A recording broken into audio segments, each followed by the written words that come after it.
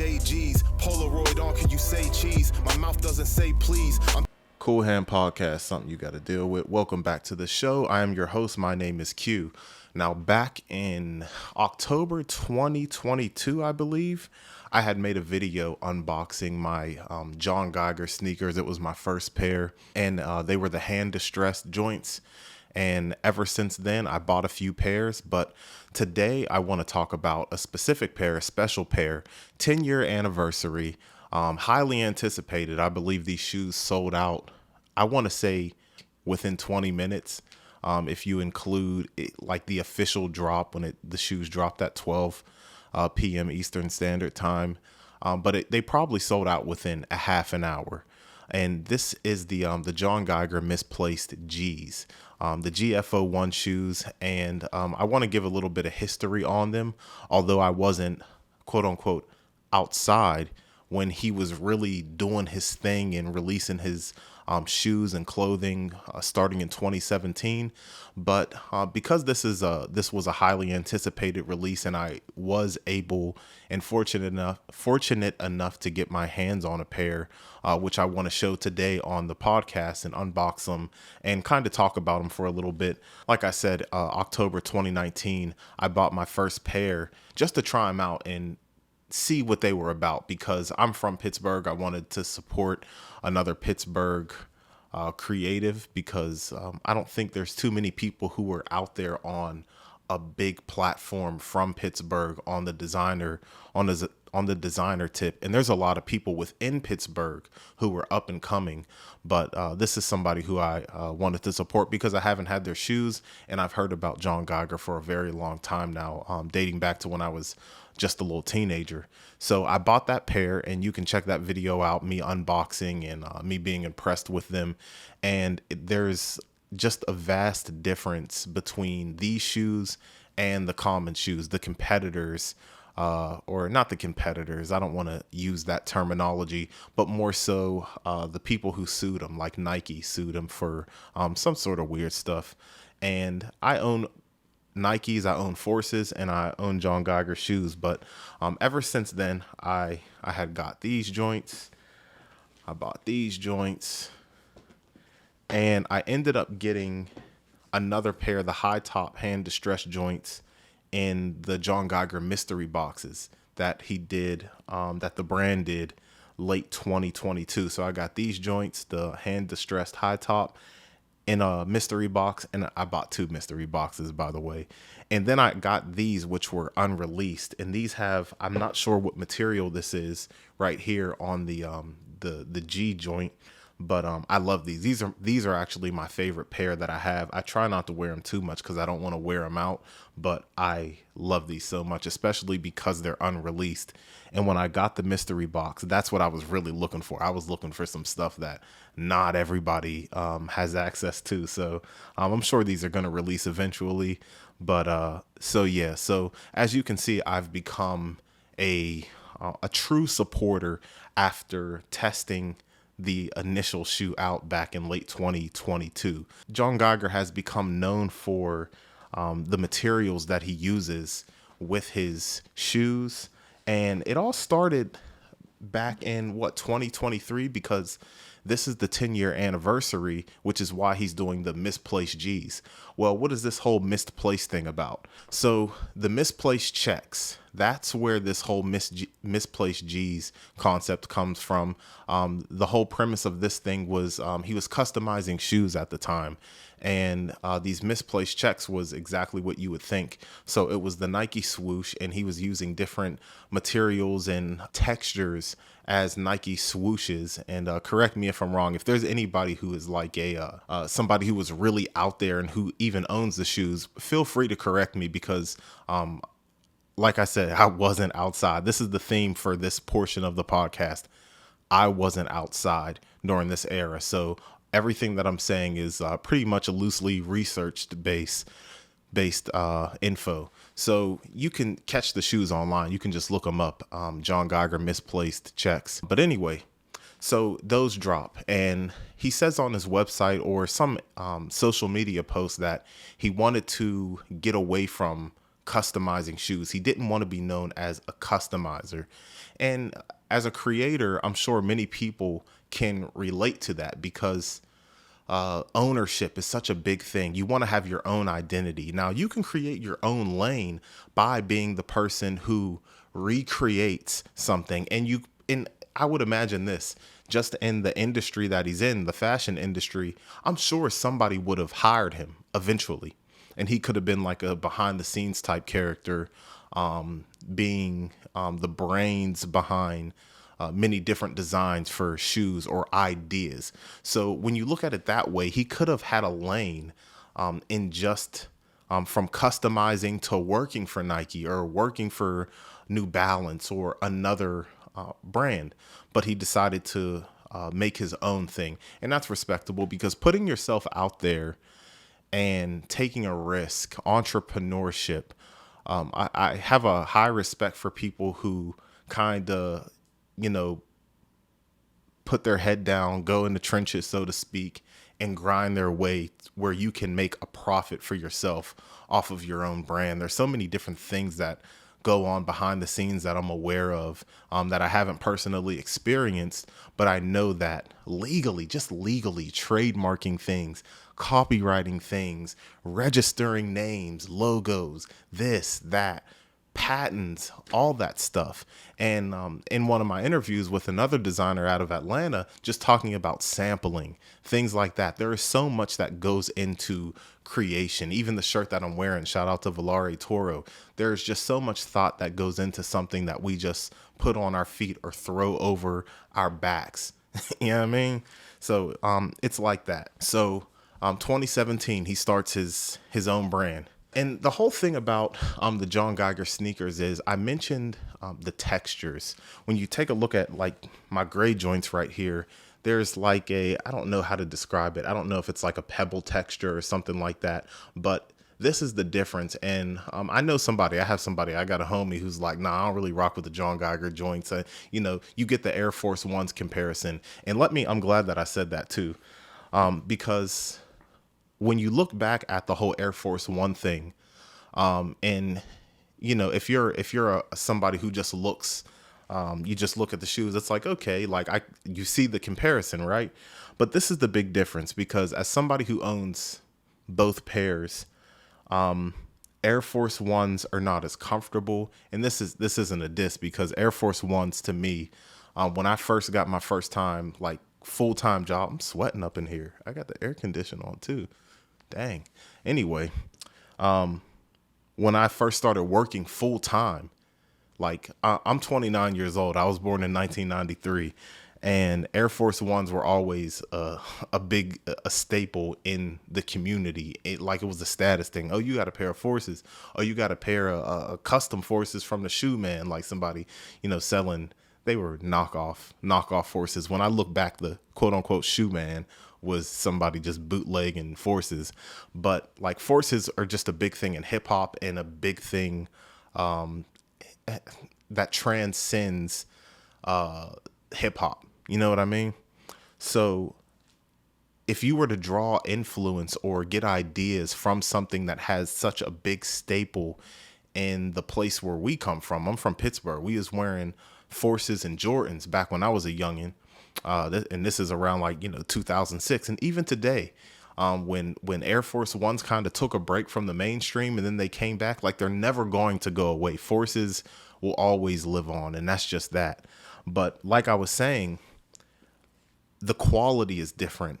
If you follow the Qool Hand Podcast, I said this before. When I was 18, I got my first and only pair. Well, these are designer, I would say. My first pair of designer sneakers with my income tax check, working my full-time job. And I got a pair of the Mason Martin Margiela paint splatter high top joints. And I bought those. And when I got them, I tried them on and I said, I get it. You can feel the difference, the way that the shoe is made, the materials that are made. And that they're not like your everyday shoe. They're durable, they're comfortable, they're quality. And maybe that's why it's called a luxury brand, because it's not going to like an H&M shirt. It's not going to disintegrate the first time that you wash it. You know what I mean? And the neck gets all crinkly and all of that. So, and then even something like the hand distress joints, when you, like, I follow the brand on Instagram, you can see the distressing process when you follow this brand on Instagram. So it's respectable. It's not just, oh, I took this idea from another company and I carbon copied it. No, we draw, and I talk about this on the podcast all the time.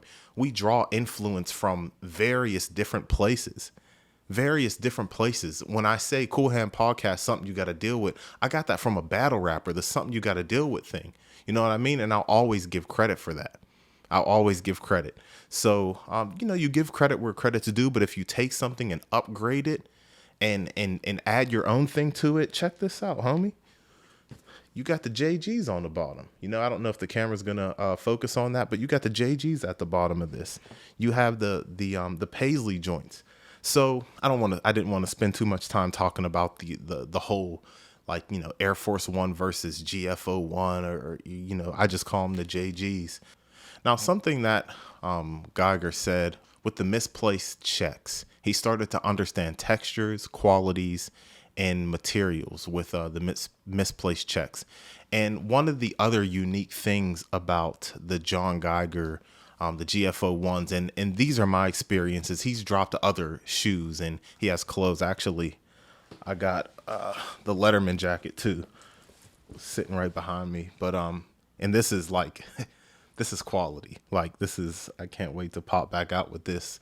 Falls right around the corner. But let me do something with this. Excuse me, y'all. So my experiences with the GFO ones, and I have a pair of pants and a t-shirt and some other stuff, but he has other pairs of shoes too. Like, he doesn't just drop the GFO ones and stuff like that. So just check it out on the website or whatever. But putting materials together that wouldn't regularly be on shoes. It's described as unique textures, fabrics, and finishes, which I kind of brought out before with like the pebble, and he'd be using different sorts of fabrics. You have, of course, patent leather. He uses pony hair, chupacabra skin, leprechaun beard, like all sorts of things on his shoes. And I think it's pretty unique. That's something that also sets the shoes and the brand apart from other things. And I think that's really his claim to fame at this point, using different things. I saw like an Instagram post before about the tweed shoes that he dropped that are pretty cool. I don't own them myself, but how he was kind of overcoming the manufacturer saying, like, we can't do this. Like, we can't make these shoes for one reason or another, just because of some technicality or something with the material not being able to. You'll have to ask him. I don't know. But I just remember, like, there's a certain point where if you want to make something come true, you want to make your idea come to life, there's just some things that you have to work out in order to kind of be on brand with your brand, what you become known for. You don't become known for using different textures, fabrics, python skin, and leprechaun hair for no reason. You have to, there's a level of durability that you have to think about. If you want to be a luxury brand, you got to make stuff happen. So that's one thing, right? So with these misplaced G's, and I'm about to open these up now because I took a peek at them, but I was waiting to do this little podcast to really check them out.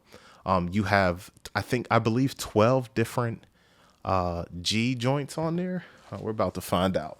First of all, by the way, I got a pair of socks too. I think it was on either Instagram or Twitter. He said right in the description box, socks, and you'll get a pair of socks. And by the way, I got 3 pairs of socks between the 2 mystery boxes that I got last year, at the end of last year. And I'm going to keep it real. These socks are quality. Like I really be going to the website for shoes, but like the socks, like these are like my other 3 pairs of John Geiger socks are good socks. Like they're comfortable socks. Real talk. So yeah, I got my socks. I wasn't gonna pass up on that opportunity. Free socks, why not? Plus they're comfy. All right. So JG's, this little big box. I wear size 13. It's messed up. I was on Twitter and I saw somebody, they was like, the 14 sold out on the pre-sale. I'm like, that's bad work. Like, that's how you know. Like, he said like 20, okay. He said there was like 25,000 email subscriptions after they announced the Misplaced G's early access emails, and I had the early access email, and I'm fortunate enough to get a pair. So these are the Misplaced GFO ones right here. So as you see, like all white joints. They came with these black and white shoelaces in there. I don't like these black and white shoelaces like that. I'm going to put the white joints in, or I might change them out for like, some black shoelaces, but I'll probably just do the all white joints. It's not bad. Like the shoelaces that come with them are not bad. I just, my preference is something else. So, okay, check these out. So you got what is this? Oh, see, I think this is the python skin right here. I don't know what this is. You fashion heads could tell me, or somebody who has better taste than I. But yeah, like here you go. You got 6 G's here. Let's check this out. Woo-hoo, this is my favorite shoe right here. This one. This is my shoe. So you got pink, probably chupacabra hair. You got the lime green G and the black G here, and you got like a silver G, yellow G, and some sort of like turquoise blue joint. But oh man, I like these 3 specific joints together: the pink, the lime-ish green, and the black. That goes dumb to me. And of course, you got the signature bottom of the shoe here, if my camera will focus right there. You got the JGs. So this is the shoe. These are the shoes. And I was tempted to get 2 pairs, but these are kind of expensive, as it is a luxury brand, because it's like you want to wear these out. You have to wear them out. Like I'm sure some of y'all cop these just to have them as like a collector's item or a trophy. I'm seeing some people on Instagram, they had the misplaced checks and they added the misplaced G's to their collection. And these misplaced checks came out 10 years ago. And I know there was other drops between 2014 and 2017 or something like that. But a lot of these cat shoes don't look worn. I'm in a place where, I'm 29 years old now, and just growing up when you get like one nice pair of shoes, especially when you don't have money like that. And I don't have money like that now, but it's like, I'm not spending my money on something not to wear it. Of course you have nice clothes that you're going to reserve. And that's like a bad habit of mine. It's like I get something nice, then put it on ice all the time, and it gets no action. No, I bought these. I got to pop out in these. Now you got to be shrewd too when you pop out in these, because I just went to an outdoor concert. I wasn't popping out in these. We're not getting, if I'm going to try my best, we ain't getting no dirt, no mud on them. You know what I mean? Like, you ain't going to get no shoes just to ruin them. So that's just my little spill with that. So, shout out to John Geiger, the John Geiger brand. I like the work that you do. And I remember I DM'd him and he actually answered. And I asked, So this is going to lead up into something else. Hold on, because I'm about to get into something when it comes to hard work and stuff like that. So I asked if he like comes up with the designs himself. And he said yes. And I'm not sure by now if he has like a team, because this is what I have to say. So these joints just dropped. Like, I just got these this past Friday. So, I got these last week. They came in last week and they dropped maybe 2 weeks ago. It needed some time for shipping or whatever. And that's still fast shipping, FYI. A few days later, your shoes come. I'm always fast shipping. But that's another thing that I like about the brand. So these just dropped. The Misplaced G's drop. He just added today. And what's today? I think it's August 7th. So it's August 7th. And the permanent collection will now have the all white, GFO ones on the website. Like permanently, you can buy them. They had like some other black and white shoes and some other joints, but they had like, you can see that he's still dropping slides. There's other things in the collection outside of these shoes. He's still dropping. There's another pair of GFO ones, like some yellow, and I think they're yellow and pink joints. But my point in saying this is not to advertise, but it's more so to talk about, like, there's not a lot of breaks. There are not a lot of breaks in between drops.